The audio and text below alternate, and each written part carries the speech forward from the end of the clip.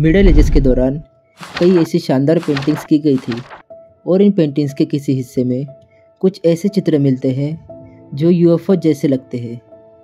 इनमें एक खास बात होती है कि इन चित्रों को एक तो आसमान में चित्रित किया जाता है या इनका संबंध आसमानी देवताओं से दिखाया जाता है।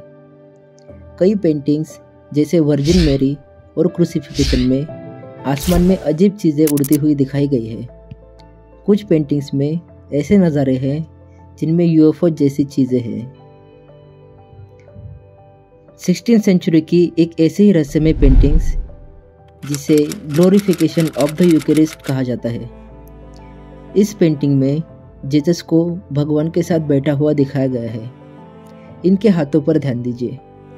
थियोलॉजियंस का कहना है कि यह धरती का चित्र है, पर सवाल यह है कि अगर यह एक धरती का चित्र है तो इस पर ये एंटीनास क्यों लगे हुए हैं। सबसे अजीब बात तो यह है कि उस समय किसी को पता ही नहीं था कि धरती का आकार गोल होता है। उस ज़माने में धरती का आकार गोल नहीं बल्कि फ्लैट माना जाता था। 4 अक्टूबर 1957 को सोवियत यूनियन ने स्पेस में अपनी पहली सैटेलाइट भेजी जिसका नाम स्पुतनिक 1 था। अब इन दोनों की सिमिलरिटीज़ को देखिए, इनमें कई समानताएं दिखती है। दोस्तों, इन दोनों चीज़ों में लगे एंटीनाज, इनकी चमकदार मेटल जैसी बॉडी को देखकर ऐसा ही लगता है कि इस पेंटिंग में किसी एडवांस टेक्नोलॉजी को दिखाया गया है। अब 1350 के आसपास कुसुओं में बनी इस क्रूसिफिकेशन की तस्वीर पर नज़र डालते हैं। इस तस्वीर में लेफ्ट और राइट साइड में चित्रित इन चीज़ों को देखिए जो अपने आप में रहस्यमय है।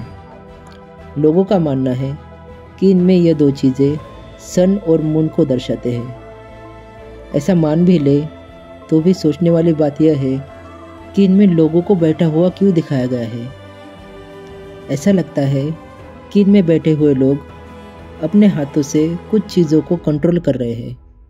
दोस्तों, अगर हम साइंस की नज़र से देखें तो ये किसी आधुनिक उड़ने वाले यानों और उनके अंदर बैठे पायलट की तरह नजर आते हैं।